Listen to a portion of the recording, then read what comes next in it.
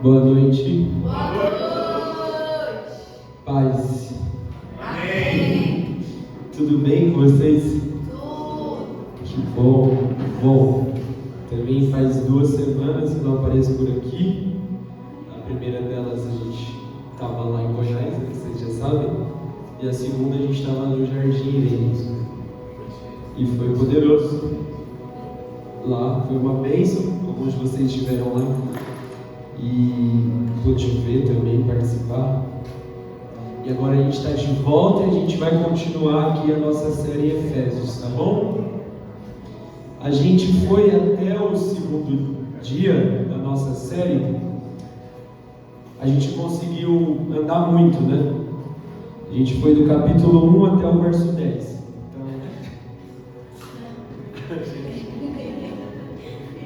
Tem mais.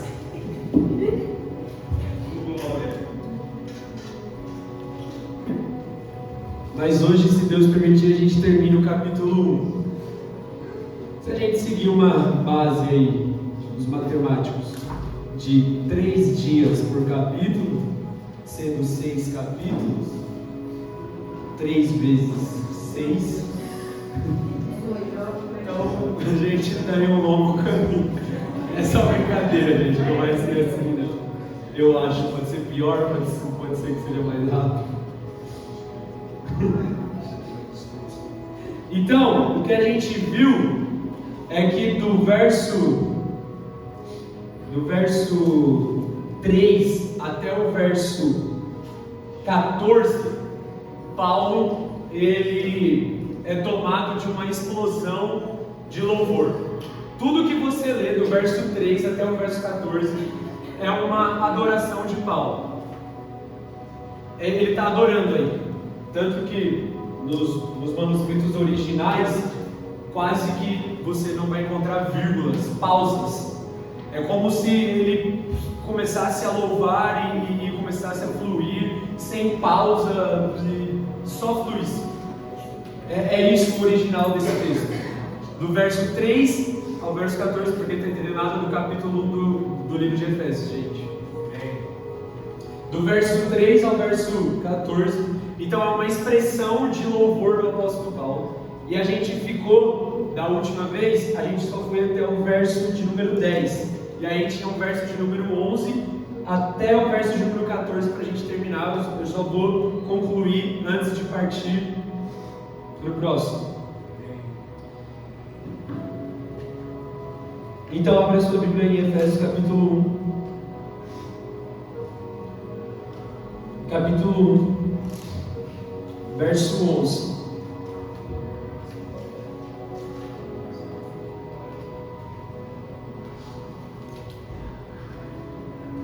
Acharam aí?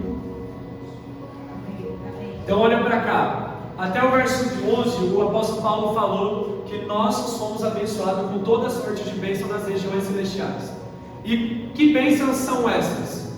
A primeira bênção é a bênção da predestinação. Ele nos predestinou para si, para sermos os seus filhos adotados. Ele nos chamou, foi Ele que nos amou, Ele que nos escolheu, foi Ele que nos elegeu. Então essa é a primeira bênção espiritual que o apóstolo Paulo fala. Quando ele fala assim, todas as sortes de bênçãos nas regiões espirituais, ele está falando da bênção da predestinação. Ele nos predestinou para sermos salvos, para sermos adotados como seus filhos. Segunda bênção, está tudo no texto, tá, gente? Depois você lê. A segunda bênção é a bênção da adoção. Ele nos predestinou para si, para sermos seus filhos adotivos, por adoção. Então a segunda bênção é a bênção da adoção. Toda sorte de bênção, o que são essas sortes de bênção? A bênção da predestinação, que Ele nos elegeu nele, que Ele nos escolheu. A segunda bênção é a bênção da adoção. Ele nos adotou para sermos os seus filhos. Foi para isso que Deus nos abençoou, para sermos os seus filhos. E a terceira bênção é a bênção da unificação, que significa que no futuro, muito em breve, nós seremos um com Ele. Ele virá e nós vamos reinar com Ele, nós vamos estar com Ele, nós vamos estar unidos a Ele, em uma união indissolúvel. Nós seremos inseparáveis. Nós vamos, a partir, na verdade, do momento em que Ele vier, nós vamos estar nele, sabe? Nós vamos morar nele. Ele será a nossa morada. Então é a bênção da unificação. Nós estaremos juntos com Ele, nós seremos um com Ele. Ele vai reunir no tempo certo todas as coisas.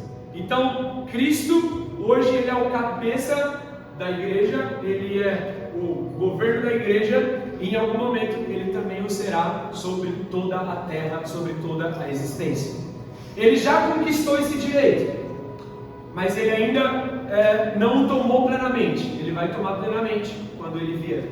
Então é aquilo que nós falamos, o reino de Deus está aqui? Está aqui. Então por que existe maldade? Por que existe pecado? Por que as coisas não acontecem como a gente queria? Por quê? Porque Deus, Jesus, Ele já tem o direito de todo o governo, de toda a honra, de toda a glória, mas quando Ele vier, Ele vai exercer esse direito então sobre tudo e sobre todos.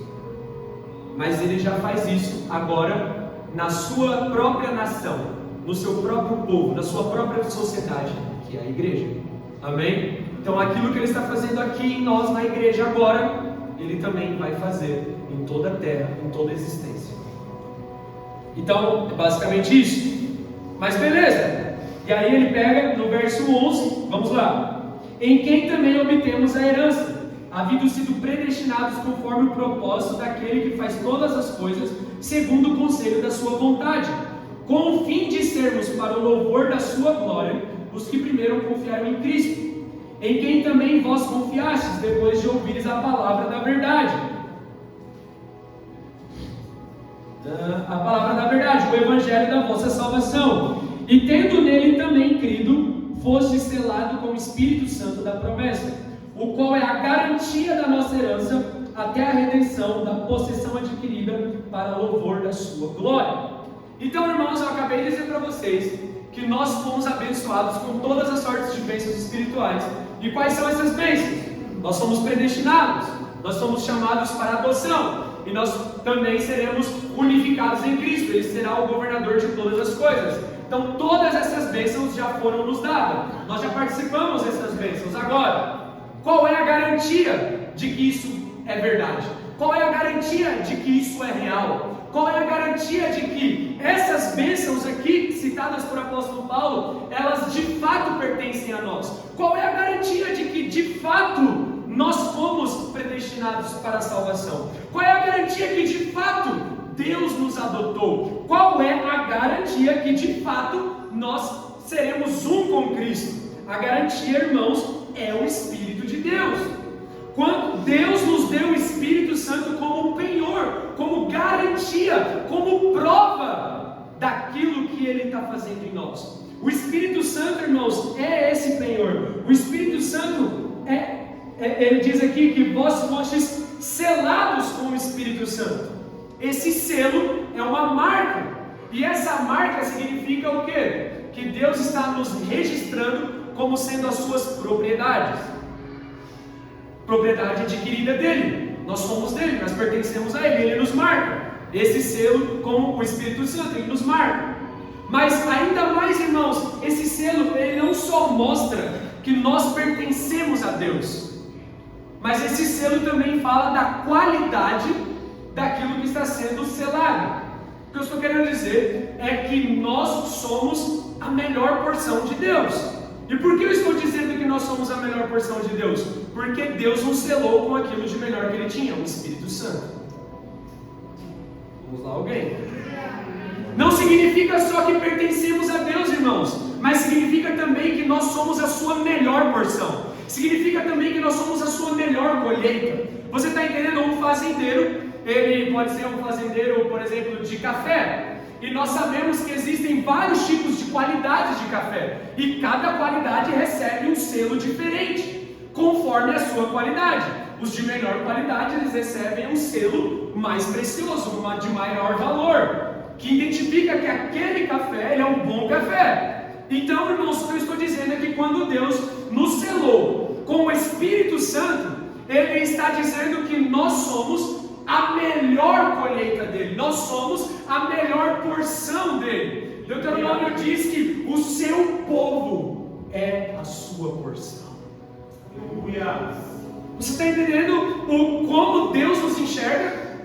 Sabe, Sabe como Deus enxerga você quando Ele olha para você e vê você se esforçando, vê você, né, dando aquilo que você pode para ser santo, orando, buscando a Deus, sabe, com sinceridade, sendo generoso, praticando a justiça. Quando Ele olha para você e vê você ansiando por Ele, louvando, andando na sua presença, sabe como Deus enxerga você? Ele enxerga você como sendo a colheita de melhor qualidade que Ele tem, e é por isso que Ele deu o melhor selo que Ele tinha, e o melhor selo que Deus tem é o Espírito Santo.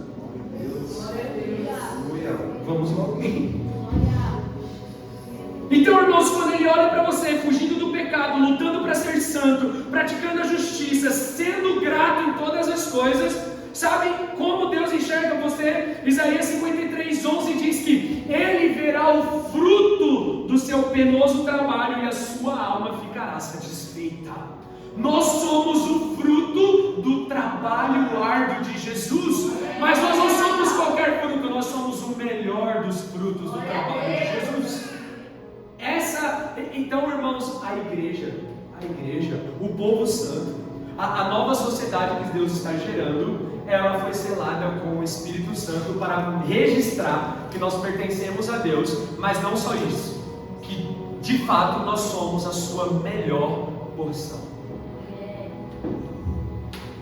Amém? Amém. Então nós encerramos essa primeira parte do capítulo 1, que é, como eu já disse, uma expressão de louvor, é uma expressão de adoração. Ela é uma expressão de adoração. Até o verso 14, Paulo está, a gente pode dizer que até aqui cantando. E essa canção é muito poderosa. E quando chega no verso 15, então, ele para, ele respira um pouco, toma fôlego, e agora, ao invés de louvar, o apóstolo Paulo vai começar a orar. E ele vai começar a interceder por nós. Como eu disse na introdução do primeiro dia, que Efésios é uma intercessão. E a partir do verso 15 do capítulo 1, o apóstolo Paulo vai começar a interceder pelos seus leitores. Amém? Amém. Vocês estão felizes? Amém. Amém? E agora no verso 15 ele diz: por isso vós também. Eu vou ler na outra versão porque é melhor. Eu sempre faço isso. Efésios, vou abrir aqui.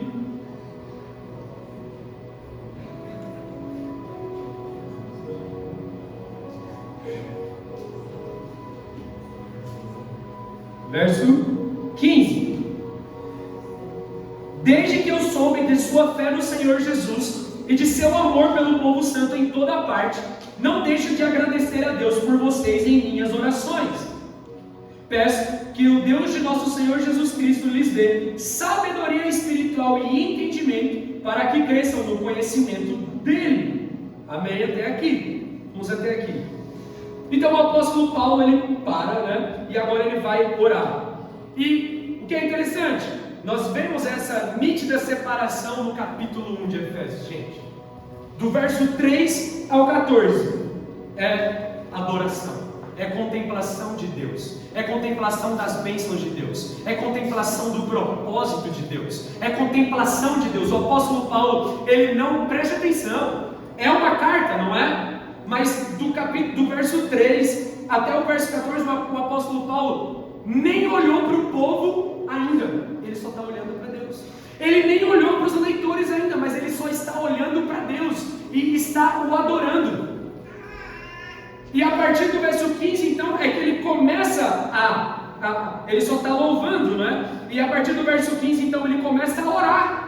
Ele começa a orar e ele começa a interceder. E essa dinâmica, na verdade, irmãos, ela precisa estar presente na nossa vida. Nós podemos aprender com essa simples observação de que, na verdade, se nós quisermos ter uma vida espiritual saudável, nós precisamos dessa dinâmica estabelecida na nossa vida: louvor e oração, contemplação de quem Deus é e intercessão. Foi isso, irmãos, nós já falamos isso aqui. Todas as vezes que nós fazemos sala de oração, nós estamos falando sobre isso. Foi essa dinâmica que o apóstolo João viu em Apocalipse, no capítulo 5. Ele viu que diante de Deus estavam o quê? Harpas e taças. Acontece. O que está acontecendo agora diante do trono de Deus? As taças estão cheias de oração dos santos. E ao mesmo tempo está sendo entoada uma canção ao Cordeiro de Deus que está no trono. Então, irmãos, essa mesma dinâmica precisa fazer parte da nossa vida. Adoração, contemplação de quem Deus é, contemplação dos propósitos de Deus, contemplação da grandeza de Deus. Eu estou lendo um livro que é sobre avivamento, e ele diz que uma das coisas que nos impede de viver um avivamento hoje é a falta de meditação nas coisas do alto. E o que eu estou querendo dizer com isso? Quando você lê a sua Bíblia, quando você escuta uma pregação, quando você tem um tempo de oração, eu te pergunto, quanto tempo isso fica remoendo no seu espírito? Quando você vem para um culto, quando você faz parte de uma conferência, quanto tempo aquilo que você ouviu, aquilo que você experimentou, aquilo que você viveu, fica remoendo no seu pensamento? A impressão que eu tenho é que algumas pessoas, elas vêm, elas ouvem a palavra, elas participam das coisas, das atividades, elas veem diante dos olhos dela as grandezas de Deus e a manifestação de Deus, mas elas não se aprofundam nessas coisas porque elas não meditam nelas. E meditar aqui, o que eu estou querendo dizer, irmãos, é o mesmo processo de mastigar. Quando você experimenta uma comida e você não mastiga essa comida, você não está valorizando essa comida. Quando você come algo e não mastiga, você deixa de experimentar a textura daquele alimento. Você deixa de experimentar qual é o sabor daquele alimento. Tem alimentos que eles começam um pouco mais doce, no fim eles têm um cítrico. Vocês assistem MasterChef, não é? E nós precisamos fazer o mesmo com as coisas espirituais. Nós precisamos mastigá-las, irmãos, a fim de entendê-las, a fim de nos aprofundarmos nelas. Mas não, nós ouvimos a palavra, nós lemos a nossa Bíblia, nós lemos um livro, nós participamos de um mover, nós participamos de uma conferência, mas nós não gastamos tempo meditando nessas coisas. Não gastamos tempo pensando nessas coisas. Não gastamos tempo ponderando sobre essas coisas. Qual foi a última vez que você ouviu uma palavra em algum lugar e a sua reação depois de 1 ou 2 dias foi ir na Bíblia e ver se aquilo que foi pregado é verdade? E foi ir na Bíblia e para tentar recordar aquilo que foi pregado? Qual foi a última vez que você mastigou? Que você meditou? É o que nós falamos. Não é sobre ouvir, irmãos, sabe? Não é sobre ouvir e escutar pelo ouvido e sair pelo outro. Não é? Os pais sempre dizem isso dos filhos. Eu te mando, eu te faço para fazer isso, mas parece que entra no ouvido e sai pelo outro. E talvez esse seja o mesmo sentimento de Deus em relação a nós. Meditar, irmão, é evitar que aquilo que nós ouvimos, aquilo que nós conhecemos, aquilo que nós recebemos, se vá rápido. Mas é trazer para dentro, é preparar o terreno, é guardar no coração. O salmista diz no Salmo 119 que a palavra de Deus ele escondeu. Irmão, esconder algo demanda destreza, demanda habilidade. Se você quer, por exemplo, esconder algo cavando, você precisa de uma pá, você precisa cavar, você precisa suar e depois você precisa cobrir. E o salmista diz: eu escondi a tua palavra no meu coração, ou seja, ele gastou tempo com aquela palavra, ele gastou tempo meditando nela, ele gastou tempo procurando entender o que aquilo significa, o que aquilo pode mudar a vida dele, o quanto aquilo é gracioso. Ele gastou tempo mastigando a palavra de Deus, e ele diz: escondi a tua palavra no meu coração. É isso que nós precisamos. E isso será cultivado quando nós tivermos esse tipo de dinâmica aqui na nossa vida. Que dinâmica? Louvor e oração, intercessão. Nós precisamos disso, irmãos, urgentemente. Que Deus nos desperte para isso.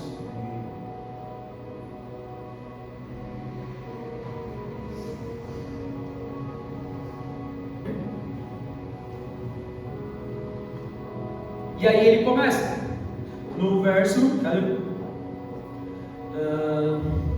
por isso também, depois de ter ouvido falar da vossa fé no Senhor Jesus e no vosso amor para com todos os santos. Vamos parar aqui de novo, nesse começo. As características da igreja de Éfeso, as características dos ouvintes, dos recebedores da carta do apóstolo Paulo, eles tinham duas características marcantes para o apóstolo Paulo, do qual o apóstolo Paulo pôde ouvir a respeito deles. Ele disse: eu tenho ouvido falar da vossa fé no Senhor e tenho ouvido falar do seu amor por todos os santos.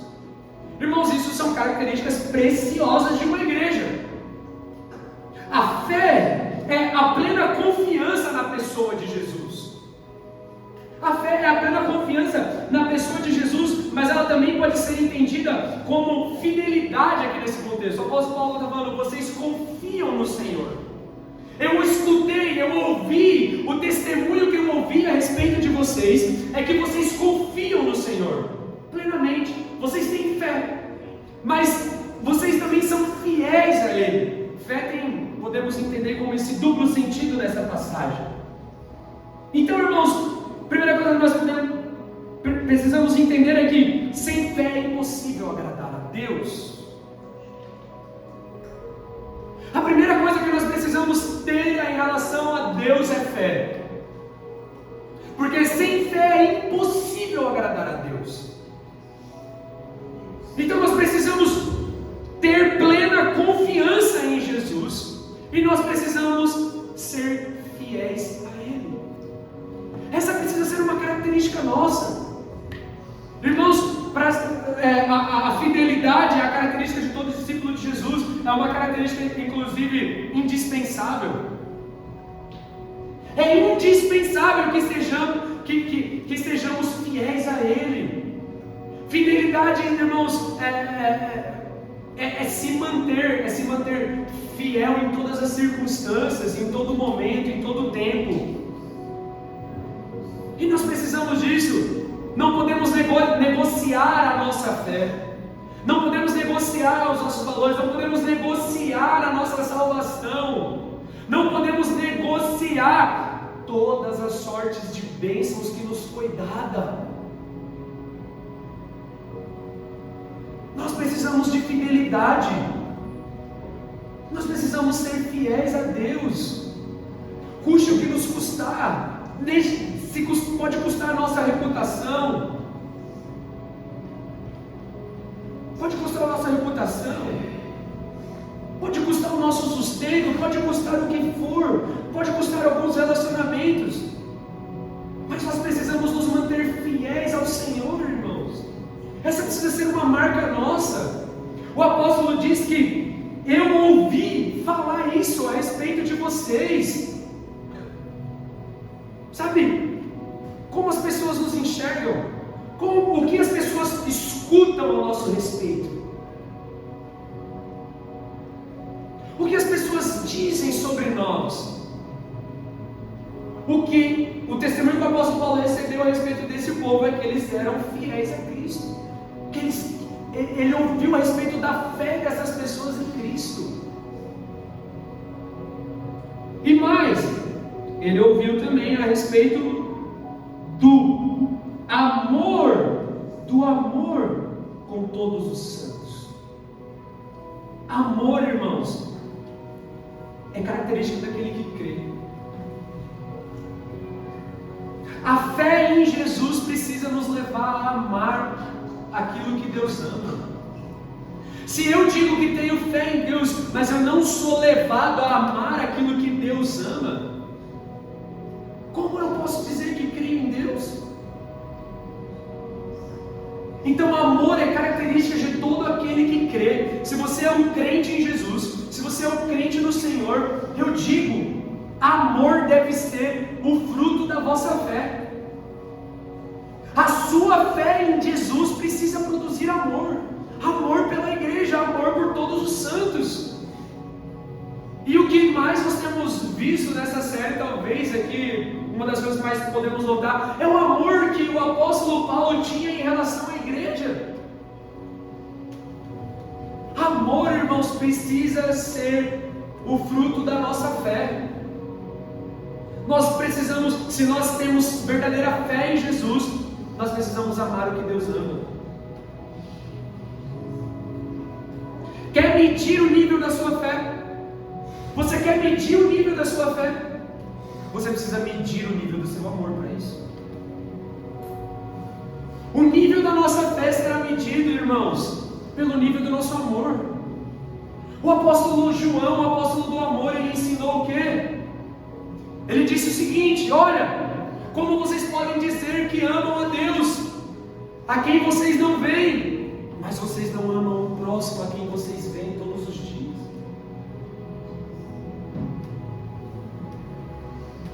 Então, irmãos, quer saber o quanto de fé, o quanto você crê em Deus, o quanto você crê em Jesus? Meça o quanto você ama aquilo que Ele ama.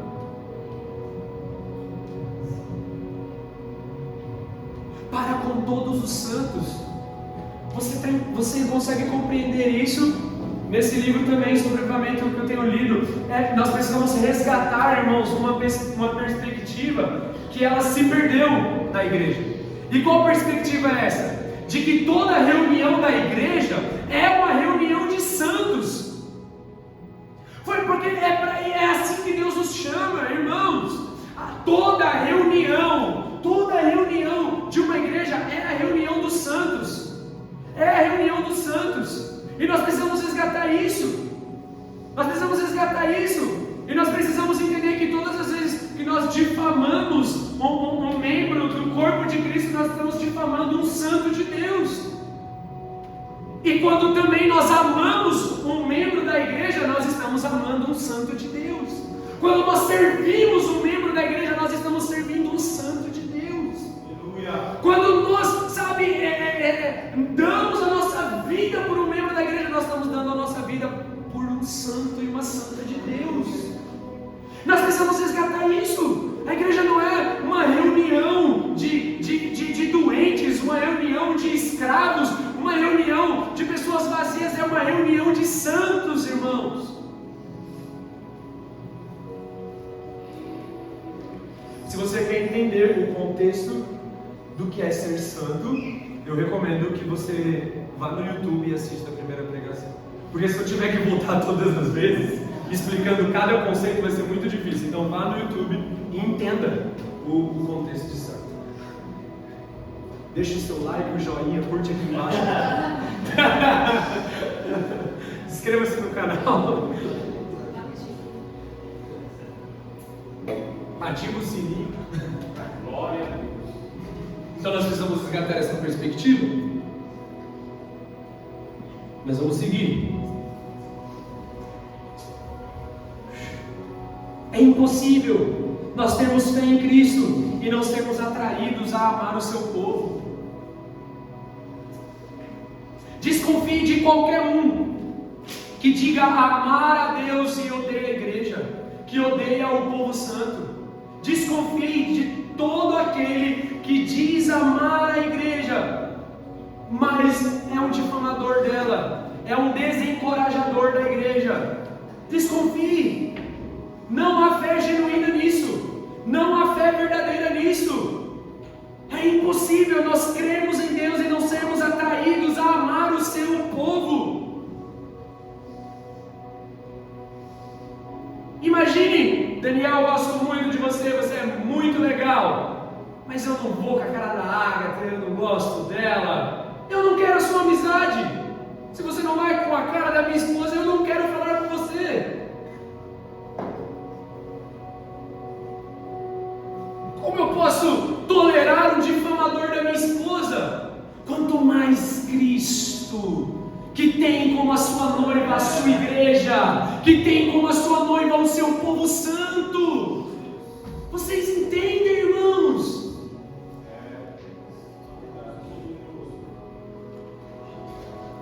Vocês entendem isso?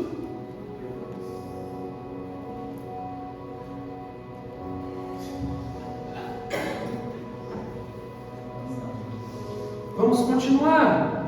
No verso 15 e 16. E por ouvir falar do amor e da fé do povo, o apóstolo Paulo diz: então, por isso, também eu tenho ouvido falar do amor de Deus. Não, cadê? É o 17, desculpa. É o 17.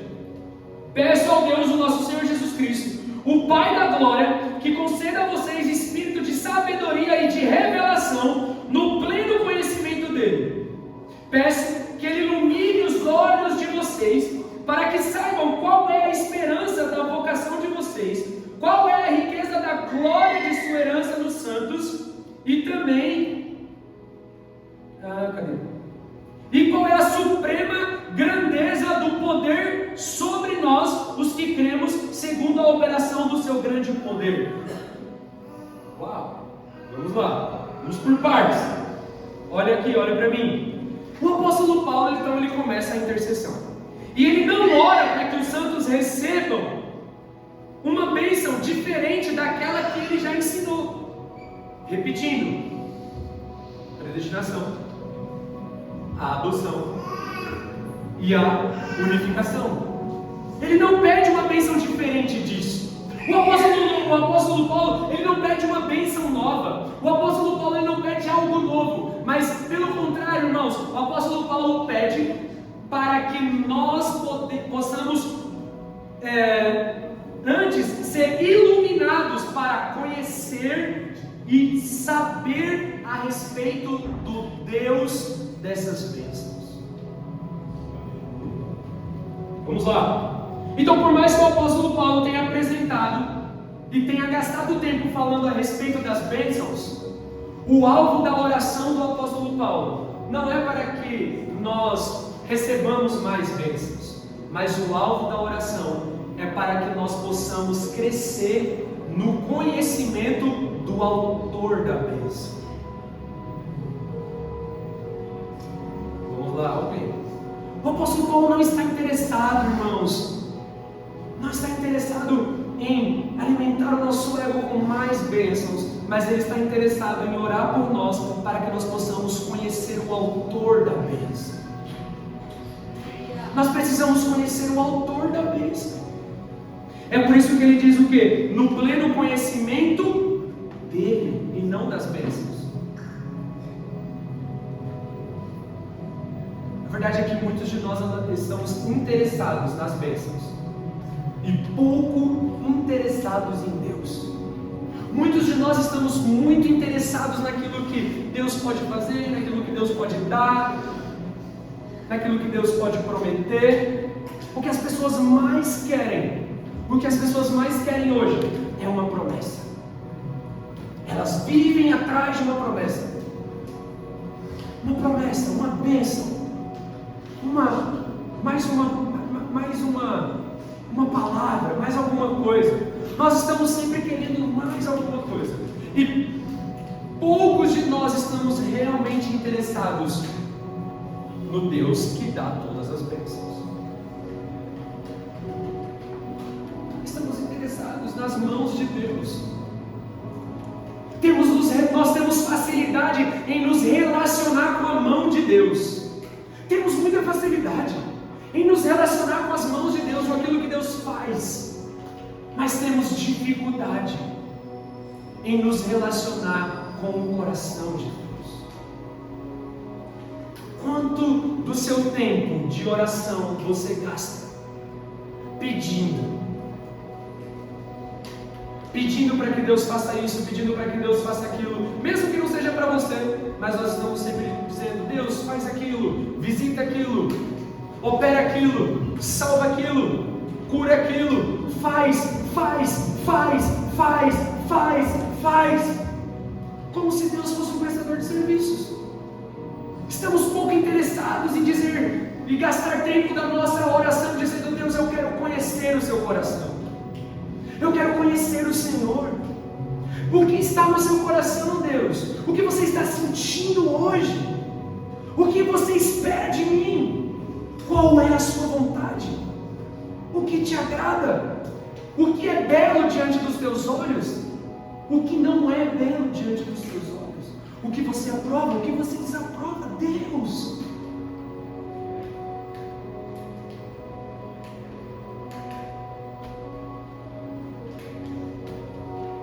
Então o apóstolo Paulo ora, mas a oração do apóstolo Paulo é que nós tenhamos iluminação no pleno conhecimento dele, a respeito dele, irmãos. A expressão olhos do coração na linguagem bíblica, ela abrange tanto as emoções como também a mente. Então quando ele diz assim, ele diz peço que ilumine os olhos do coração de vocês. O apóstolo Paulo está dizendo para que Deus traga clareza tanto na sua mente como também nas suas emoções. O que o apóstolo Paulo está orando, irmãos, é para que nós tenhamos um encontro com Deus que seja completo, que atinja a nossa vida por completo. Não só a nossa mente, mas também as nossas emoções. Não só as nossas emoções, mas também a nossa mente. Que todo o conhecimento a respeito dele, irmãos, possa impactar a nossa vida por completo, possa mudar quem nós somos por completo. Mas nós queremos Deus por partes. Queremos que Deus atue nas nossas vidas em áreas específicas. Nós dizemos: Deus, eu preciso de um milagre, mas no meu casamento.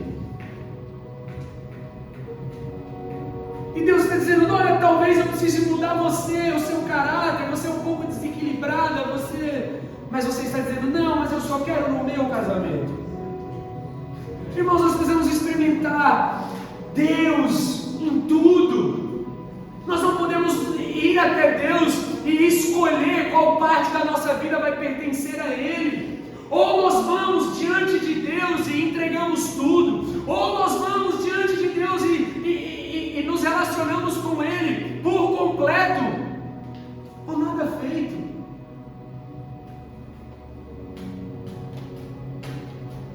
Então a expressão olhos do coração significa que nós precisamos conhecer e saber com tudo que nós somos, com a nossa mente, sim, com a nossa capacidade, irmãos, de pensar, de raciocinar. Devemos ter isso. E nós devemos experimentar isso também nas nossas emoções, nos nossos sentimentos. E a expressão conhecer, irmãos, a expressão conhecer, ele ora por pleno conhecimento, não é? E a expressão conhecer deve ser entendida no contexto hebraico.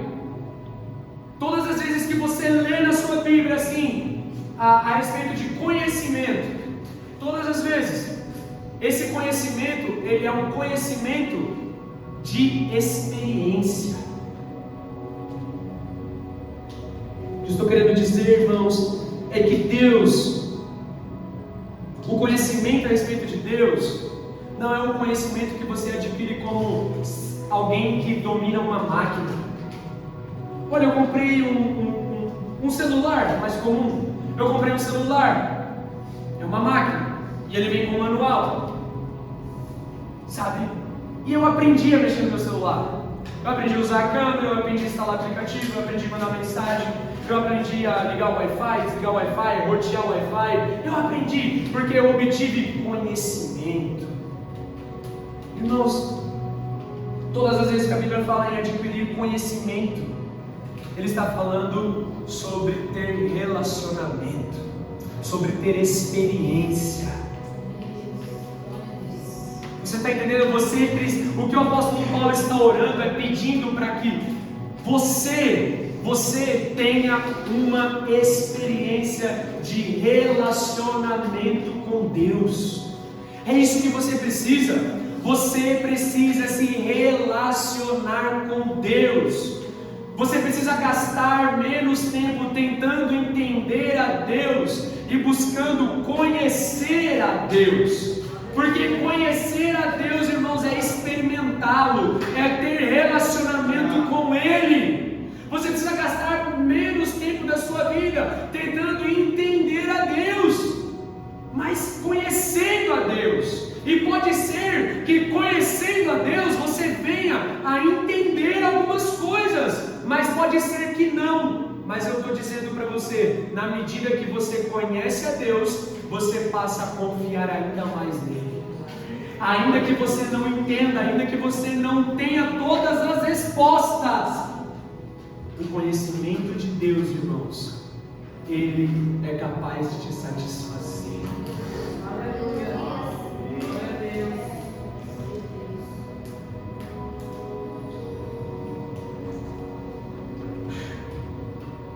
Nós precisamos experimentar Deus, gente. Deus não é para ser entendido, Deus é para ser experimentado. Nós precisamos experimentá-lo. Nós precisamos fazer prova, nós precisamos provar de quem Deus é. Nós precisamos provar de quem Deus é. Estava lendo de novo o Avivamento, e ele fala sobre isso, de que como hoje nós estamos cada vez mais menosprezando as experiências que nós temos com Deus. Que experiências são essas, Daniel? Uma experiência de um mover do Espírito, da gente orar, da gente realmente, sabe quando a gente se derrama, quando a gente chora, quando a gente é impactado com uma palavra, quando a gente fica aqui horas no chão, ou de uma situação de milagre que, sabe, era impossível que a coisa acontecesse ou desse certo e acontece um milagre e você tem uma experiência com Deus.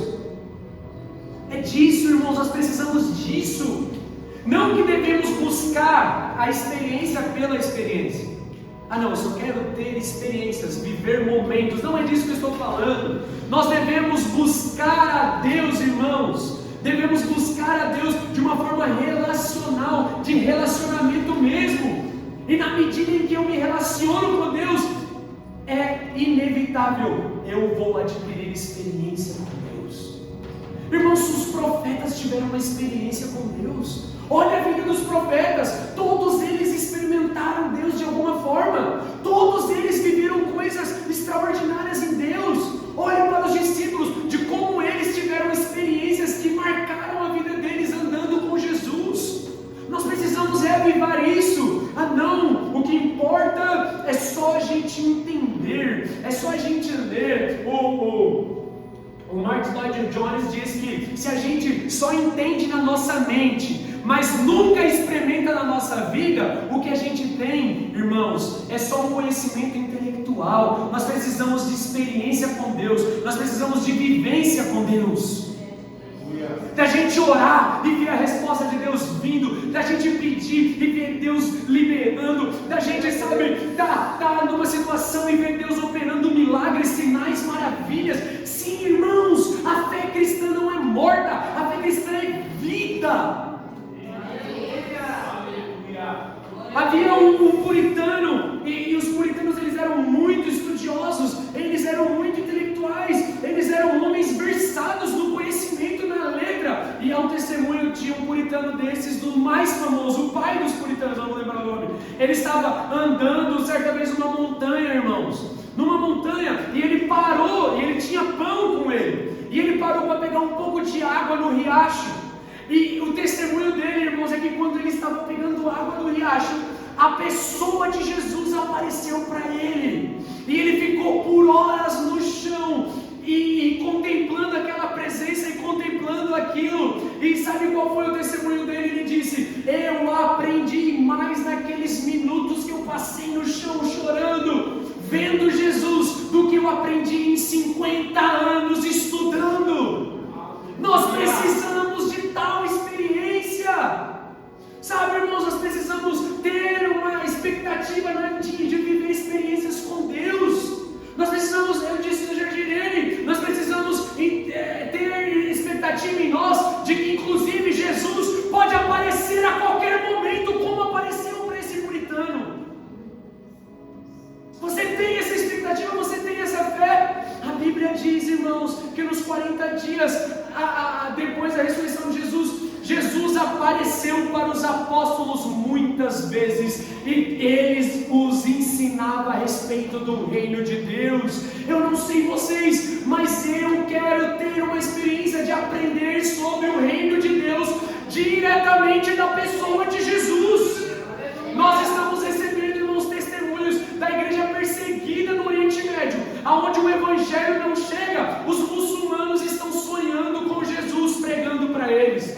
Os muçulmanos estão tendo visão a respeito de Jesus, os ensinando. E nós aqui, sem perseguição, sem nenhum tipo de dificuldade, nós estamos, sabe o que? Nós estamos apáticos, nós estamos sem fome, sem sede para viver algo novo em Deus. Nós estamos sem expectativa de uma nova experiência com o Senhor, uma genuína experiência que vai arrebatar o nosso espírito, que vai mudar a nossa condição, que vai marcar o nosso cristianismo.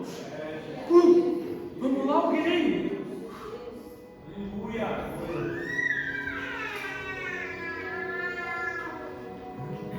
Glória. Qual é a sua expectativa quando você ora? Você tem expectativa de que Deus pode descer e visitar você? Qual é a sua expectativa quando você jejua? Qual é a sua expectativa quando você lê a Bíblia? Qual é a sua expectativa quando você vem à igreja?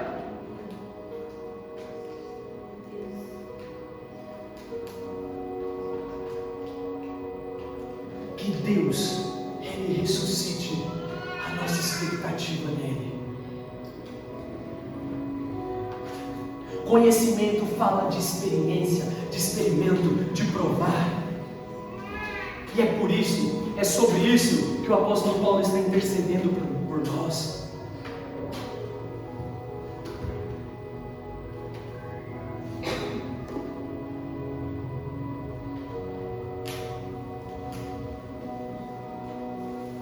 E para isso, irmãos, nós carecemos do doce Espírito de Deus.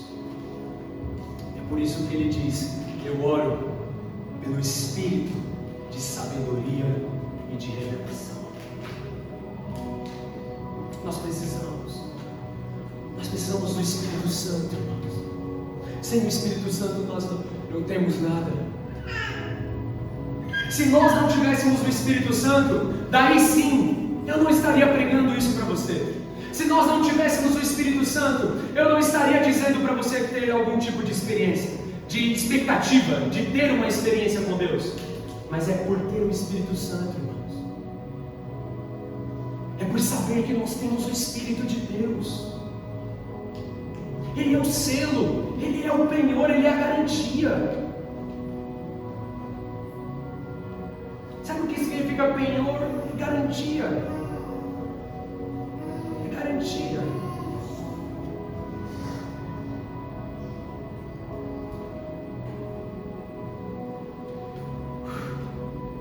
Eu estou pregando isso para você, a expectativa de que a sua vida seja transformada, exatamente porque você tem o Espírito Santo. E o apóstolo Paulo diz: eu oro para que esse Espírito de sabedoria e de revelação seja derramado sobre vocês. Venha sobre vocês. Eu oro, irmãos, para que o Espírito Santo venha sacudir a nossa vida. Vem sacudir a nossa vida, irmãos. E que Ele venha revirar a nossa vida cristã. Ele venha revirar a nossa rotina. Que Ele venha revirar a maneira como temos orado. Que Ele venha revirar a maneira como temos vivido.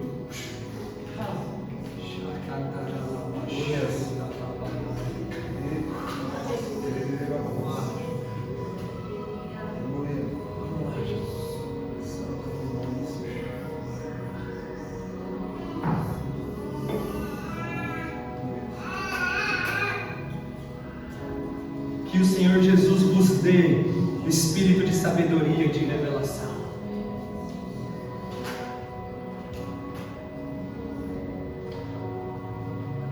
O Espírito Santo, irmãos, Ele veio. E Ele veio fruto da intercessão de Jesus. Eu rogarei ao Pai, Ele disse. Eu vou rogar ao Pai e Ele vos dará outro Consolador, o Espírito da verdade que o mundo não pode reconhecer, mas vocês o têm conhecido, vocês o têm recebido, e na verdade Ele estará convosco, mas ainda mais Ele estará em vocês.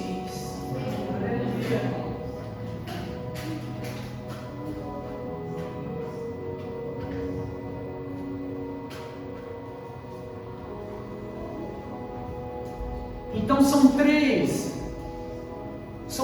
as revelações que o apóstolo Paulo ora pedindo para que o Espírito de sabedoria e revelação nos dê. A primeira delas, ele diz, verso 18 e 19. Vê aí para você acompanhar.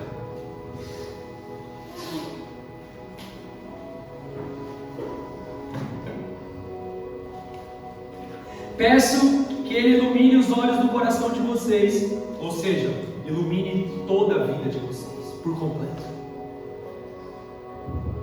para que saibam qual é a esperança de vocês, a esperança da vocação de vocês, qual é a riqueza da glória de esperança dos santos, e qual é a suprema grandeza do seu poder sobre nós, os que cremos, segundo a eficácia da força do seu poder. Então são três coisas, irmãos. Três coisas pelo qual o apóstolo Paulo pede para o Espírito de sabedoria e revelação nos ensinar, nos dar, nos conceder, nos revelar. Primeira delas,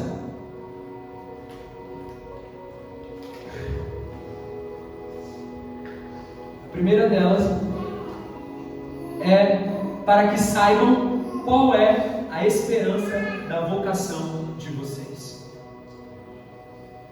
Qual é a esperança, em outras palavras, do nosso chamado? Deus nos chamou, irmãos. Deus nos predestinou, Deus nos chamou. E qual é a esperança desse chamado? Em outras palavras, aqui essa palavra esperança também pode ter um contexto de qual é a expectativa do nosso chamado. Porque Deus nos chamou para alguma coisa. Deus nos chamou para algo, gente. Qual é a esperança do vosso chamamento? Qual é a esperança da sua vocação, do seu chamado? Deus nos chamou para algo. Ele nos chamou com um propósito específico. Que propósito específico é esse? Para sermos os seus filhos. Deus nos chamou para sermos os seus filhos e por consequência, para sermos filhos que se parecem com o Pai. Então Deus nos chamou, irmãos, para sermos santos. Ele disse: sede santos, como eu sou santo. O nosso chamado é para algo, para o quê? Para sermos santos diante de Deus, para sermos filhos santos diante dele. Esse é o nosso chamado, gente. Para sermos os seus filhos, para sermos santos, para sermos parecidos com ele. Deus nos chamou para sermos semelhantes a ele. Deus nos chamou para sermos semelhantes a ele. Deus nos chamou para sermos livres do pecado.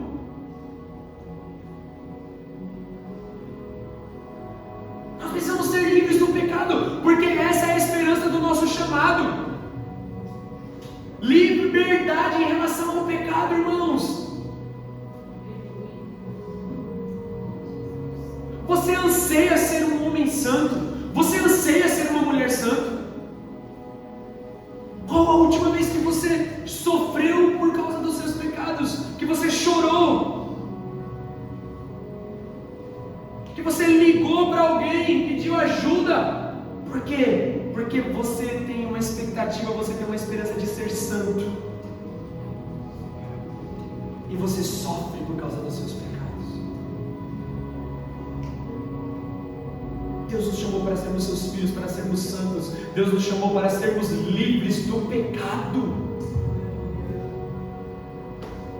Essa é a expectativa de Deus em relação a nós. Essa é a esperança, irmãos, de que em Deus nós somos seus filhos, de que em Deus nós podemos ser santos, de que em Deus nós podemos ser livres.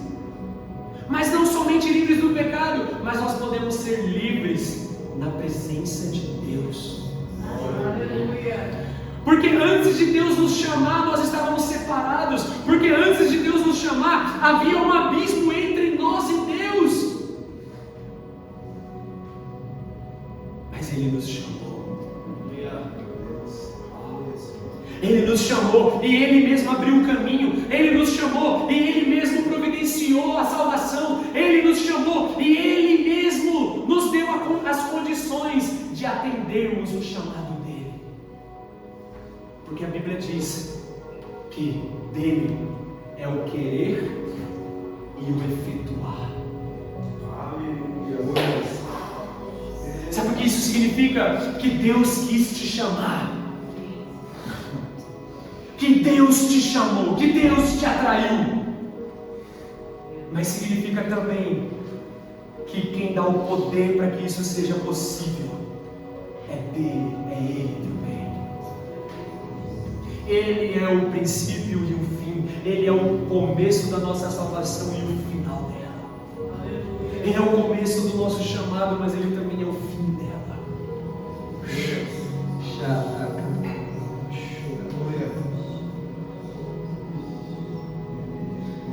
Nós fomos, qual é a esperança do nosso chamado? De que nós fomos chamados para sermos filhos, de que nós fomos chamados para sermos santos, que nós fomos chamados para sermos livres do pecado, para que nós fomos chamados para ser livres na presença de Deus. Mas que também nós fomos chamados para o sofrimento. Nós fomos chamados para o sofrimento. E Jesus disse o seguinte: se alguém quiser ser o meu discípulo, vir após mim. Se alguém quiser atender o meu chamado, tome a sua cruz. A esperança, a expectativa do nosso chamado é que nós precisamos entender, envolve sofrimento.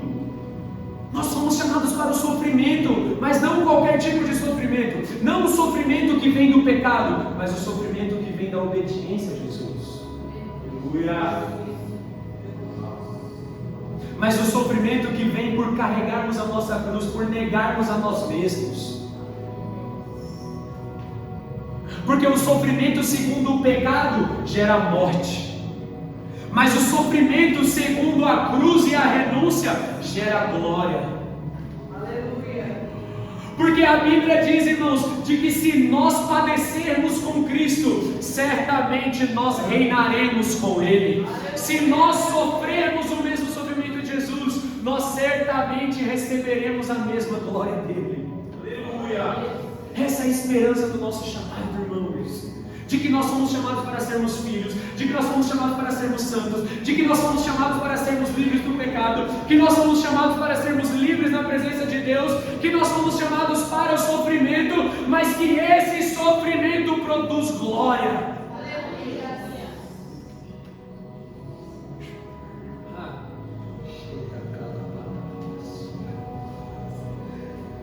Sabemos que todas as coisas cooperam para o bem daqueles que amam a Deus, daqueles que são chamados. Uau!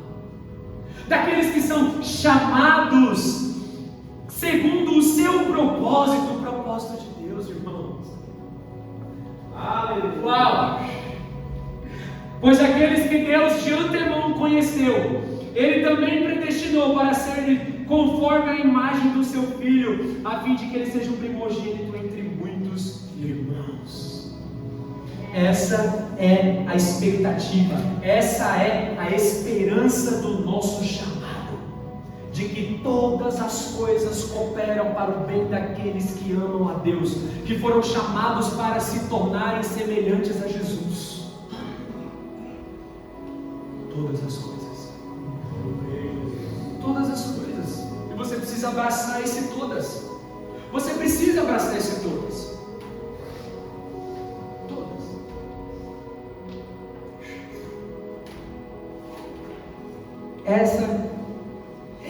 É por isso que o apóstolo Paulo está orando. Para que vocês conheçam a esperança do vosso chamado. A expectativa de que você é filho, de que você é santo, de que você pertence a Ele, de que você é livre, de que o sofrimento produz glória.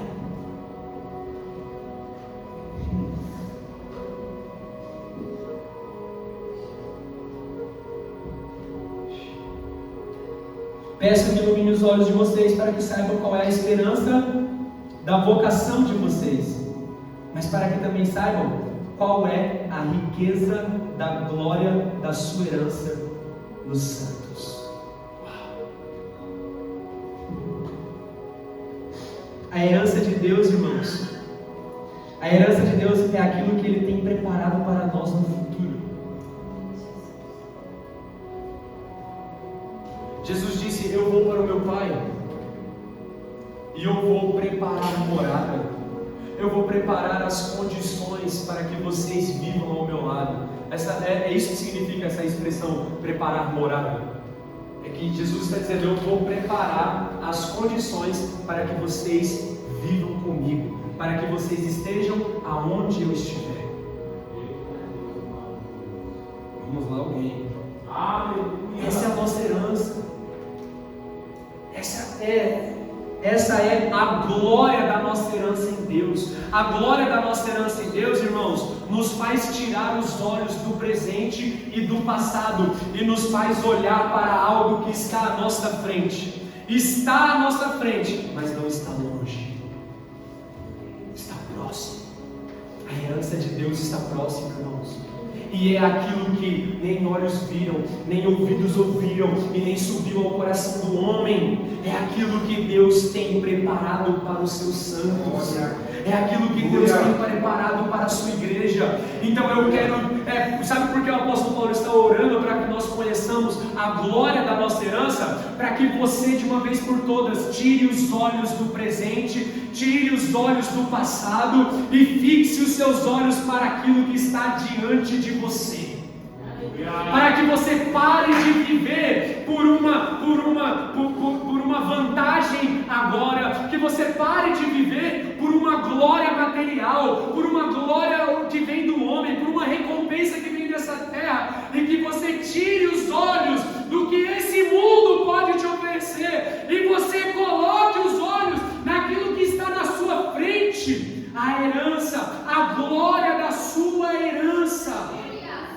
Está em Deus, está escondida em Deus, e Jesus foi preparar a morada, Jesus foi preparar as condições. No tempo certo nós estaremos com Ele, no tempo certo nós estaremos onde Ele estiver. Essa é a glória da nossa herança. E de novo eu vou repetir: a garantia é o Espírito Santo.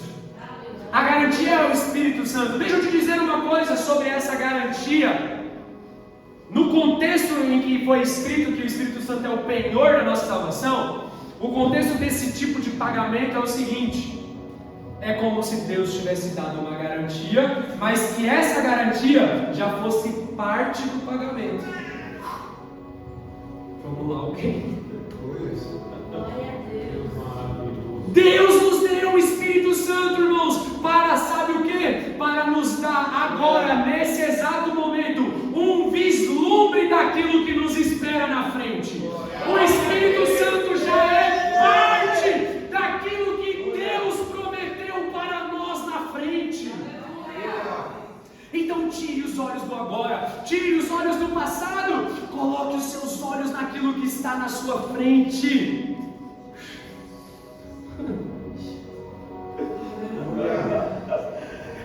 Irmãos, é isso aqui inclusive que movia o apóstolo Paulo. Você quer saber qual é a motivação do apóstolo Paulo? Porque esse homem estava preso, inclusive no contexto em que escreveu Efésios, preso, encorajando a igreja, orando pela igreja e dizendo: eu não sou prisioneiro de Roma, sou prisioneiro de Cristo, sou prisioneiro do Evangelho, sou preso, sou prisioneiro do Senhor. Vocês sabem o que motivava esse homem? Era essa a expectativa da herança dele. Ele sabia que a herança dele estava garantida. É isso que movia o apóstolo Paulo. Como eu sei disso, ele mesmo escreveu. Ele disse: irmãos, quanto a mim, na minha experiência, na minha vivência, no meu particular, eu não julgo haver alcançado a perfeição, mas eu vou lhes contar um segredo. Uma coisa eu faço, esquecendo-me das coisas que ficaram para trás e avançando para as que estão diante de mim, eu prossigo para o alvo, para o prêmio da soberana vocação de Deus em Cristo Jesus.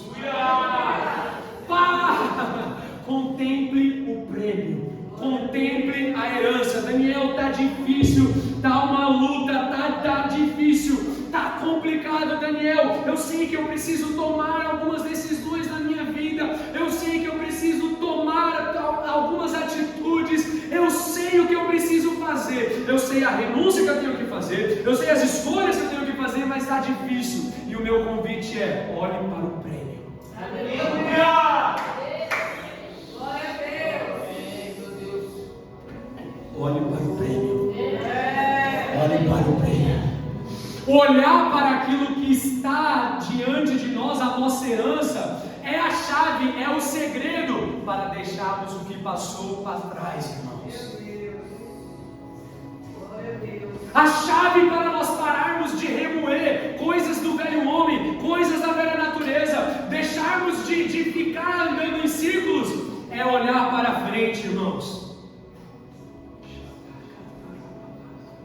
Há quanto tempo você está andando em círculos? É tempo de avançar, é tempo de prosseguir. E o segredo para isso: olhe para o prêmio, olhe para a herança, olhe para a recompensa que está em Jesus. Está difícil, chegou aqui uma dificuldade, uma prova, uma luta. Olhe para o prêmio.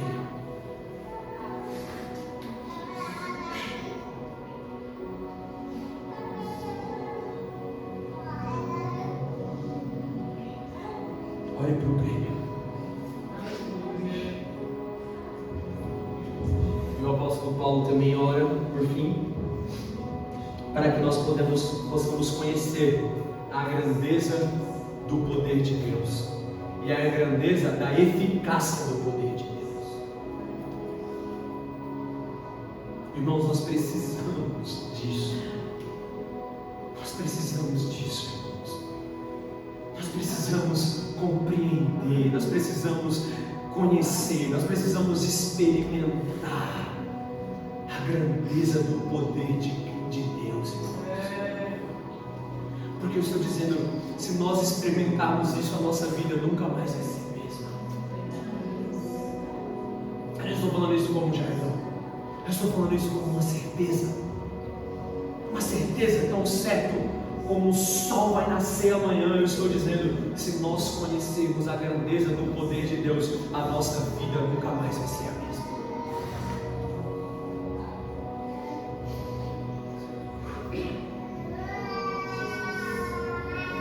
E o que é interessante aqui é que o apóstolo, quando ele vai falar da grandeza do poder de Deus, ele escreve mais, ele intercede mais, porque ele invoca um exemplo. Que exemplo é esse? Jesus. Também oro para que entendam a grandeza insuperável do poder de Deus para convosco, os que cremos. É o mesmo poder grandioso que ressuscitou o Cristo dos mortos. Ele chama um exemplo. Por que ele está querendo isso? Por que ele trouxe Jesus aqui para isso? Porque ele está dizendo: olhem para Cristo. Se vocês querem conhecer o poder grandioso de Deus, olhem para Cristo. Olhem para o exemplo de Jesus.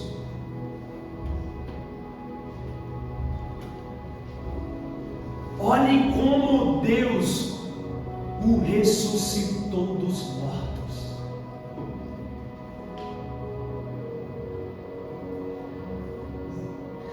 Paulo fala a respeito do que fez em Jesus por meio do seu poder. Ele ressuscitou Jesus dentre os mortos, gente. O poder de Deus, ele ressuscitou Jesus dos mortos. Para os romanos havia acabado. Para os fariseus, para os sacerdotes havia acabado.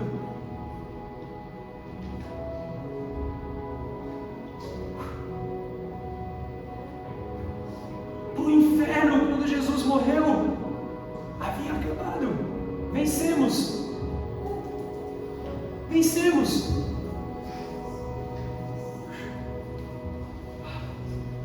Mas ao terceiro dia, irmãos, dia Ele ressuscitou dos mortos. Aleluia!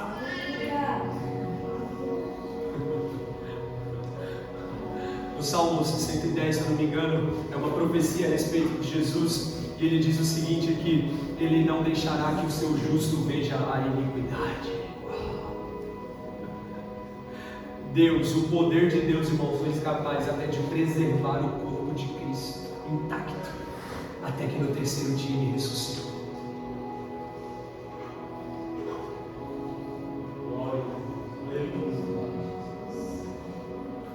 O poder de Deus foi capaz de ressuscitar Jesus dos mortos. E sabe o que isso significa? Que agora, irmãos, Cristo venceu a morte. E sabe de uma coisa? A morte era um inimigo que você não poderia vencer.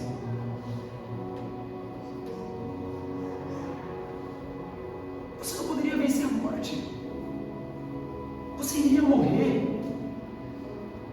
Você iria morrer e você seria o quê? Nada mais do que talvez uma alma vagando por aí e acabou para você. Você dormiria para sempre, sei lá. A morte sempre é a coisa mais temida pelos homens. A morte é a coisa mais certa da vida. Ela é mais certa do que qualquer coisa. Ela é o maior inimigo do homem. Se você parar para pensar, todo tipo de medo que você tem, todo tipo de medo que você tem, no final das contas é um medo da morte. Eu tenho medo de se tornar um miserável e passar fome, porque você sabe que se você passar fome, em algum momento possivelmente você vai morrer. Eu tenho medo, até essas coisas mais bobas. Eu tenho medo de altura. Por que você tem medo de altura? Você sabe que você cair de lá, você morre. Eu tenho medo de ficar doente, pegar um câncer, alguma coisa assim. Por quê? Porque você sabe que possivelmente você morre.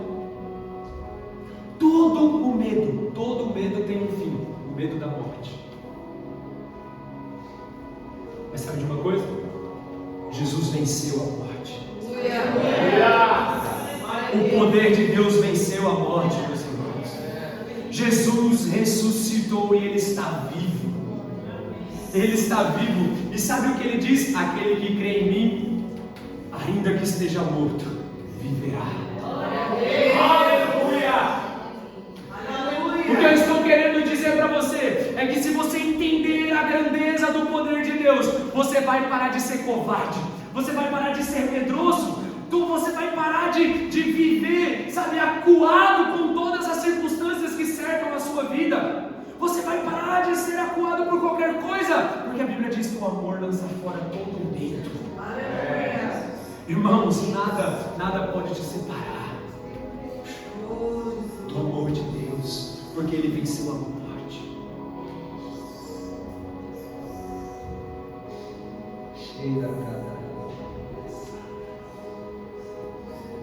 Quando ressuscitou Jesus dos mortos, e mais, Ele colocou a sua própria destra nos lugares celestiais, muito acima de todo principado e poder e potestade e domínio, e de todo nome que se nomeia, não só neste mundo, mas também no que há de vir. Sabe o que significa isso? Que Jesus recebeu um nome por meio do poder de Deus. Tudo isso por meio do poder de Deus. Ele ressuscitou por meio do poder de Deus. E a Ele foi dada toda a autoridade sobre todas as potestades, principados, em todas as regiões.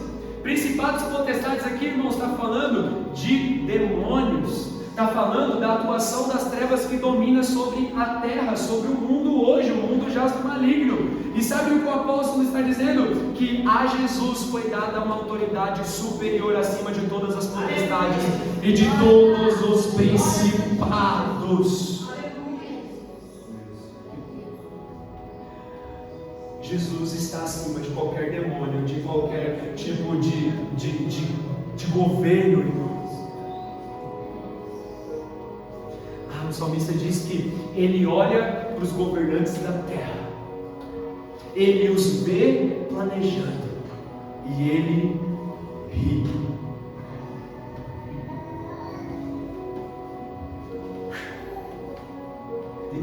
a posição de Deus sobre a maldade no mundo, sobre isso e aquilo, ele ri. Porque todo governo pertence a ele.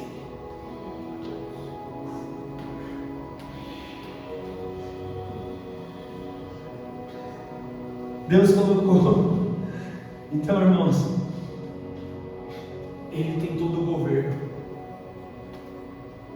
Quando Deus criou o homem, irmãos, ele disse para Adão: Adão, domine sobre todas as coisas. Domine sobre todas as coisas. Mas o pecado retirou do humano a capacidade de dominar sobre todas as coisas. E pelo contrário, o humano passou da posição de dominar sobre as coisas para a posição de ser dominado por todas as coisas. Hoje nós somos dominados pelo prazer, pelo pecado, pela nossa carne. Há alguns que não estão em Cristo, dominados pela influência de demônios, de principados e de potestades. Mas Cristo está acima de todo governo, e Ele agora, Ele tem toda a autoridade sobre todas as coisas. Porque é isso que o poder de Deus fez com Ele.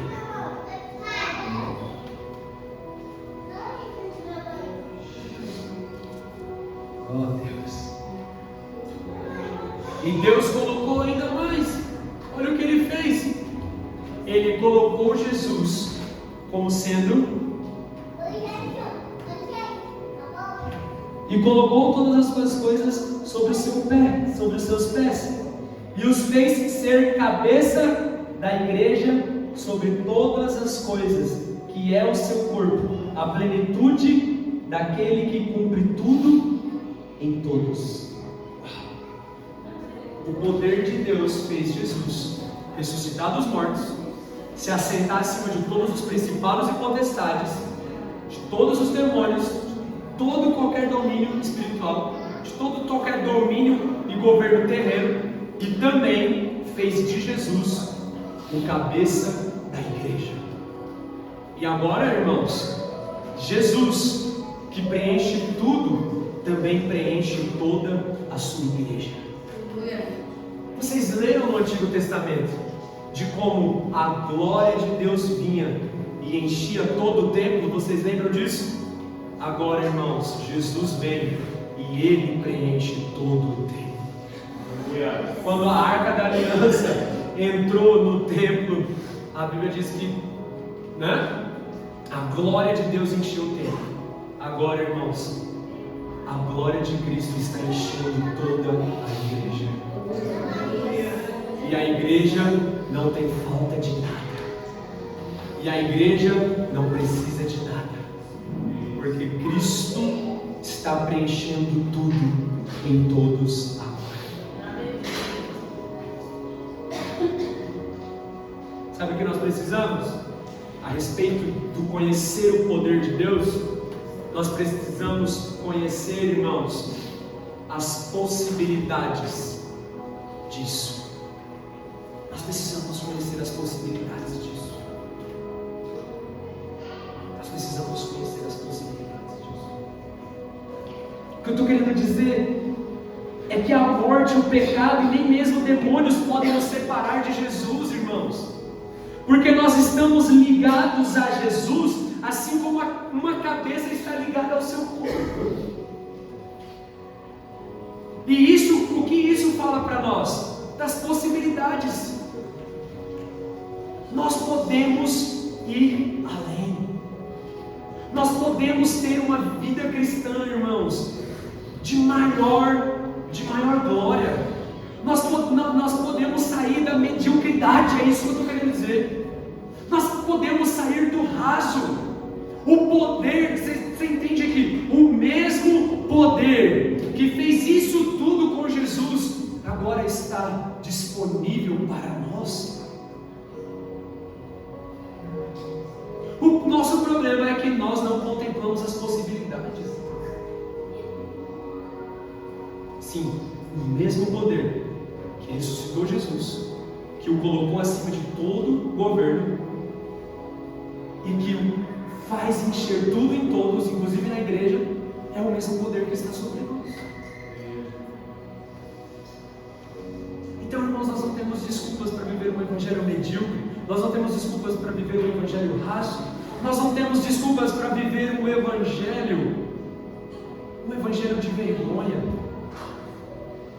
Nós precisamos de ousadia. Nós precisamos de ousadia. Olhe para mim. Olhe para mim. Deixa eu dizer uma coisa para você. Você tem mais poder de influência, de impacto, de mudança do que qualquer outra pessoa aonde quer que você vá.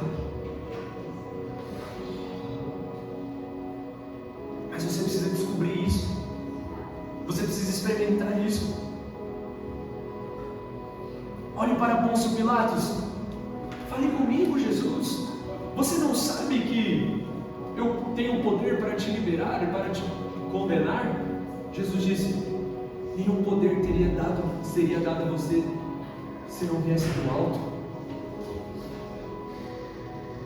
Olha o apóstolo Paulo, preso. Não sou preso de Roma, não.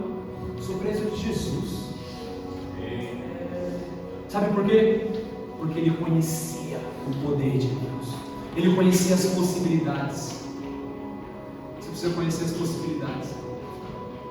Você precisa conhecer as possibilidades do quão a sua vida pode ser impactante aonde você vive. Do quão é impactante esse evangelho que você diz crer. De como ele pode transformar vidas, de como ele pode dar vida aos mortos, de como ele pode quebrar cadeias, de como ele pode ressuscitar os mortos, de como ele pode transformar pecadores em filhos de Deus, de como ele pode curar enfermos, de como ele pode redimir pecadores com Deus. As possibilidades, gente. Parem. Se você tem alguma coisa para fazer depois dessa pregação, se eu dissesse que você precisasse fazer alguma coisa, que você precisa parar para pensar nas possibilidades de ter a grandeza do poder de Deus sobre a sua vida.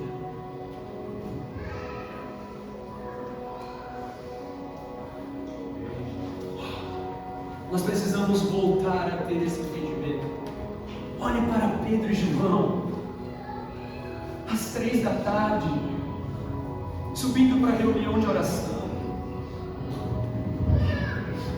O aleijado está ali. Todos os dias era posto diante daquela porta para pedir esmolas. Todos os dias o homem era colocado ali. Passa Pedro e João, e o homem diz: me dá um dinheiro, me dá uma esmola. E o que aqueles homens disseram? Vou estar intercedendo por você. Vou colocar o seu nome na caixinha de oração da minha igreja. Estou indo para a oração, estou indo para lá agora. Eles conheciam as possibilidades. Vamos lá, olha.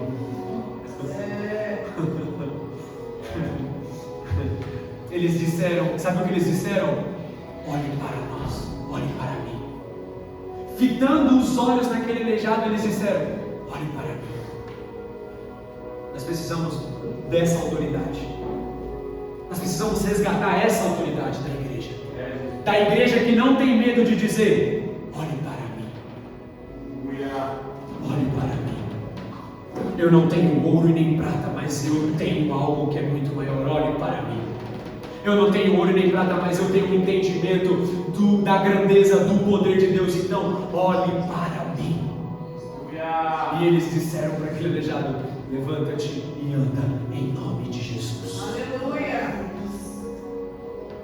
Mas, irmãos, nós não conhecemos as possibilidades, então a gente diz, a gente dá desculpa, a gente se esquiva.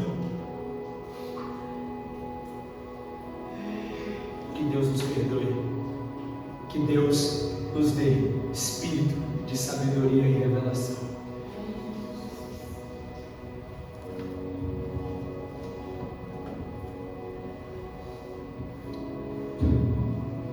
Pode ficar de pé.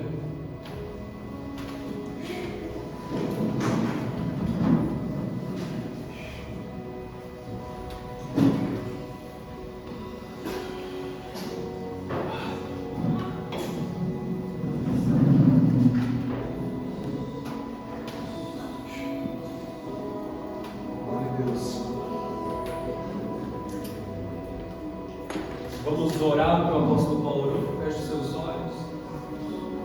Se você quiser levantar a sua mão, repita comigo: Senhor. Senhor. Vamos lá. Não repita com essa voz fraca, murcha. Ore como quem tem fé. Senhor. Senhor. Nos dê espírito de sabedoria e revelação, para conhecermos, isto é, para experimentar a esperança do nosso chamado.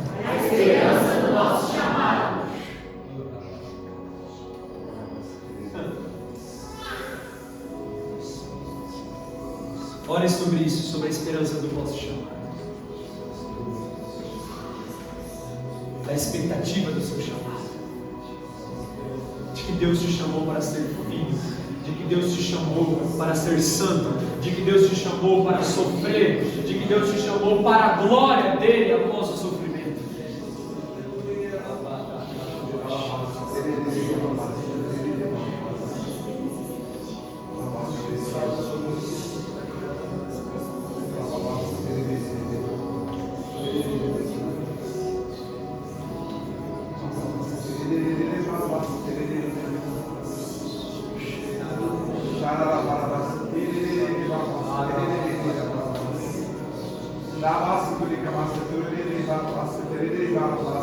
Vamos continuar, repita comigo: Senhor, espírito de sabedoria e revelação, para sabermos a glória da nossa herança, para tirar os nossos olhos do presente, do passado, para nos fazer prosseguir, avançar para o prêmio e entender que todas as coisas cooperam para o bem daqueles que te amam. Amém.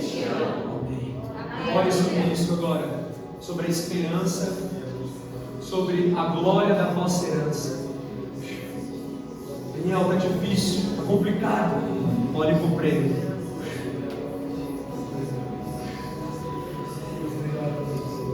Olhe para a herança. Tire os olhos daqui, do agora, do passado. Olhe para frente. Porque o sofrimento passageiro nem se compara com a glória que há de ser revelada.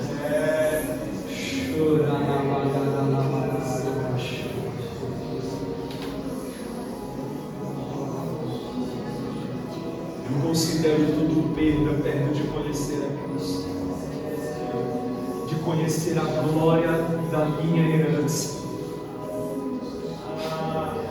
Jesus, você está preparando morada.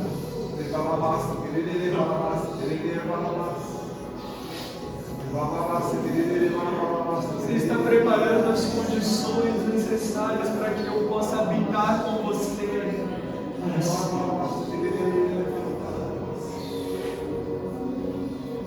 E agora, irmãos, com mais fé, vamos orar dizendo: Espírito de sabedoria e revelação. Espírito de sabedoria e revelação. Me faça entender. E experimentar. A grandeza do poder de Deus. A eficácia do poder de Deus. Me faça compreender. E experimentar. As possibilidades. Existe mais.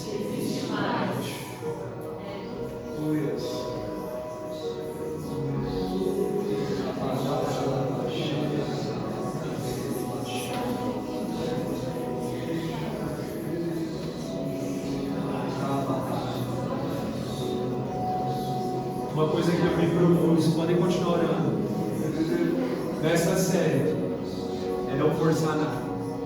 Na verdade, a gente nunca quer forçar nada, mas eu me propus, irmãos, a simplesmente pregar para vocês, simplesmente falar,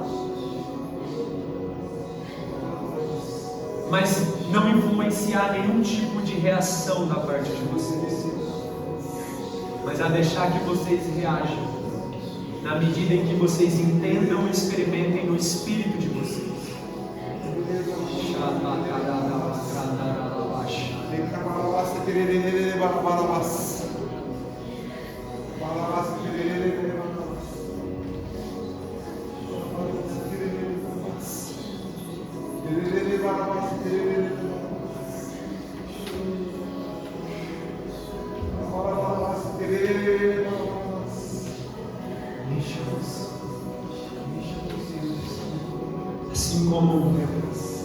Assim como a glória de Deus encheu o templo no passado, que a glória de Cristo encha a tua igreja.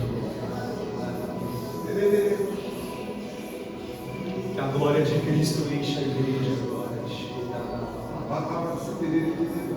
Na plenitude, Senhor, na plenitude. Plenitude é aquilo que não há falta, aquilo que é perfeito, aquilo que é show!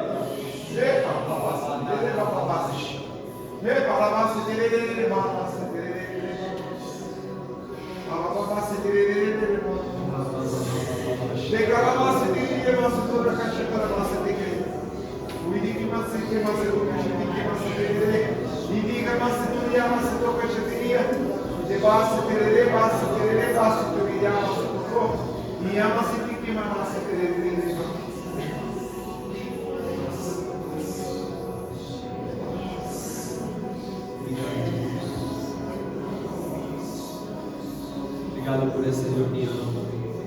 Obrigado pela sua graça, sua bondade, sua misericórdia, sua palavra.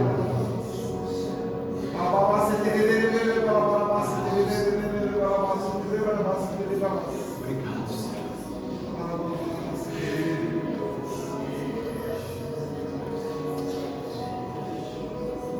Vamos fazer como sempre nós temos feito. Aqueles que precisam ir embora podem ir. Eu só vou pedir silêncio e um pouco de ordem nisso, para que aqueles que quiserem continuar aqui meditando a respeito disso. Eu falei sobre meditação.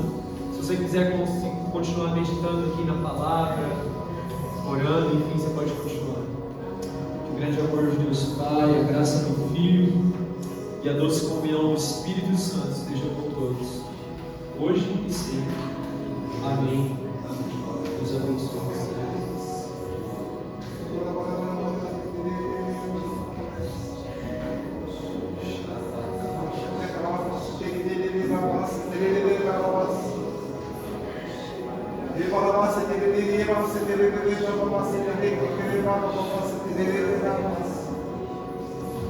Uma coisa eu pedi ao Senhor e eu buscarei, que eu possa habitar no teu templo e meditar no Senhor todos os dias da minha vida.